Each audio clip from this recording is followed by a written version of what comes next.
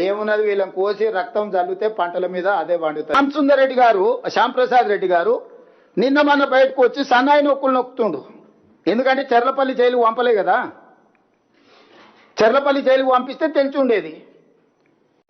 ఇప్పుడు నేను తెలంగాణ మేధావులను, రిటైర్డ్ ఇంజనీర్ల ముసుగులో, ఆనాడు వాళ్ళ అవినీతిలో పీకల దాకా కూరుకుపోయినా ఈ రోజు కూడా ప్రజల్ని తప్పుదో పట్టించడానికి తెలంగాణ రిటైర్డ్ ఇంజనీర్లు అంటే మేధావులు అన్నట్టుగా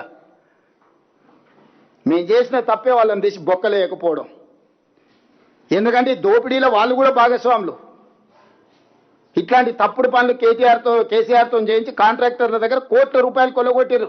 ఈరోజు రిటైర్డ్ ఇంజనీర్ ముసుగులు వచ్చి బేకూఫ్ సలహాలు చెప్తున్నాయన.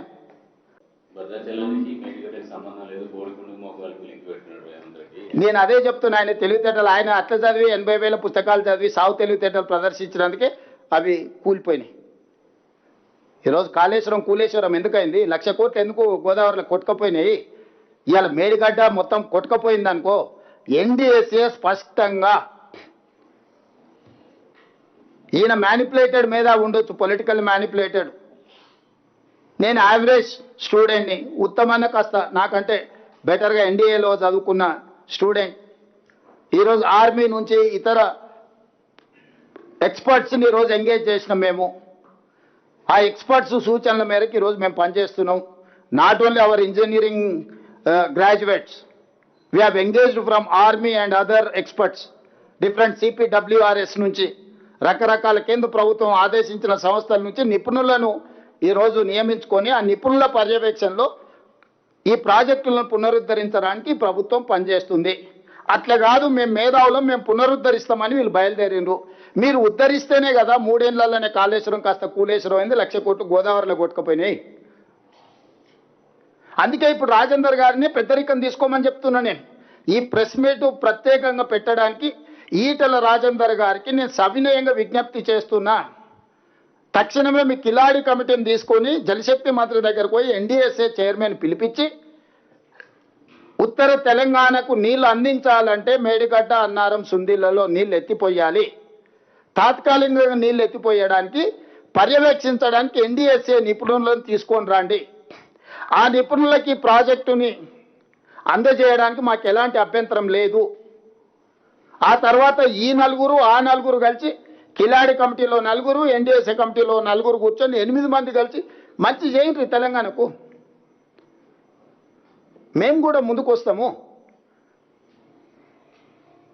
ఈరోజు హరీష్ రావు గారు మాట్లాడుతున్నారు, కింద పట్టిసీమ ఈ నీళ్లు గురుదక్షిణ కింద వదిలేండు, పట్టిసీమ నుంచి తరలిస్తురని. అసలు అన్నం తినేవాడు ఎవడైనా మాట్లాడే మాటలేనా అండి? పట్టిసీమ కట్టింది ఎప్పుడు? 2015 జనవరి 1, 2015 నాడు జీవోఎంఎస్ నెంబర్ 1 ఆంధ్రప్రదేశ్ ఇచ్చి 2015-16లోనే 4.21 టీఎంసీ నీళ్లు తరలించారు. 2017-18కి వచ్చే వరకల్లా గోదావరి జలాలను కృష్ణా డెల్టా ప్రాంతానికి 105.9 టీఎంసీలను తరలించారు. ఫ్రమ్ దేర్ 2015-16 నుంచి 2023-24 వరకు కంటిన్యూస్గా వాళ్ళు నీళ్లు తరలిస్తూనే ఉన్నారు. ప్రారంభించింది మీ హయాంలోనే, పూర్తి చేసింది మీ హయాంలోనే. ఒక్క 2017-18లోనే 105.9 టీఎంసీ గోదావరి జలాలను కృష్ణా డెల్టా పరివాహక ప్రాంతానికి తరలించుకొని పోయినరు. మరి ఆ రోజు మీరు గాడిదలను కాసిండ్రా, నువ్వు నీ మామ? ఆ రోజు నువ్వే కదా సాగునీటి పారుదల శాఖ మంత్రివి. పట్టిసీమలో గోదావరి జలాలను కృష్ణా డెల్టా ప్రాంతానికి 105.9 టీఎంసీలను తరలించినప్పుడు హరీష్ రావు గారు గాడిదలను కాస్తున్నాడా? నేను అడుగుతున్న సూటిగా. మొత్తం మీ హయాంలో జరిగిన దుర్మార్గమే కదా. ఈరోజు నేను వచ్చినాక కట్టింది కాదు, నేను వచ్చినాక తరలిస్తున్నది కాదు. సో చేసిన దుర్మార్గం అంతా మీరు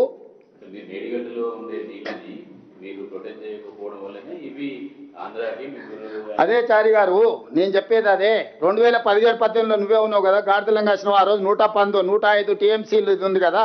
పోనీ నువ్వు కట్టిన తర్వాత 2019లో నువ్వు ప్రారంభించినప్పుడు 2021లో కూడా 30 టీఎంసీలు తరలించింది కదా. 23, 24 మీరు ఉన్నప్పుడు కూడా 39 టీఎంసీలు తరలించారు కదా. మరి ఆ రోజు మీరెందుకు వదిలిండ్రు నీళ్లు? ఆ రోజు మీ మేడిగడ్డ ఉంది, మీ మామ ముఖ్యమంత్రి ఉండు, సాగునీటి పారుదల శాఖ మీ మామ దగ్గరనే ఉంది. ఆ రోజు ఏం చేసిండ్రు మరి? పట్టిసీమ ప్రాజెక్టు దేనికి సంబంధించింది? పోలవరం ప్రాజెక్టుకి ఏవైతే నీళ్లు ఉన్నాయో ఆ నీళ్లు పోలవరం ప్రాజెక్టు పూర్తి చేయడానికి సమయం పడుతుంది కాబట్టి తాత్కాలికంగా మేము నీళ్లను వినియోగించుకోవడానికి పట్టిసీమ కట్టినాం. పోలవరం ప్రాజెక్టు పూర్తి అయిన తర్వాత పట్టిసీమను పూర్తిగా డిస్మేటల్ చేస్తామని కదా ఆంధ్రప్రదేశ్ ప్రభుత్వం అని చెప్పింది. ఇప్పుడు మేడిగడ్డ, అన్నారం, సుందిళ్ళు ఉంటే పోలవరం చుక్క నీరు పోదా? ఇప్పుడు పోలవరము మేడిగడ్డ, అన్నారం, సుందిళ్ళ ఒకవేళ ఉపయోగంలోకి వస్తే పోలవరంకు చుక్క నీళ్లు పోవా? ఆంధ్రప్రదేశ్కి చుక్క నీరు రాదా?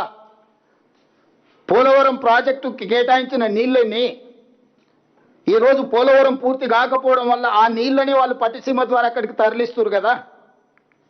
తెలివి తక్కువ మాటలు, అతి తెలివి మాటలు కాకపోతే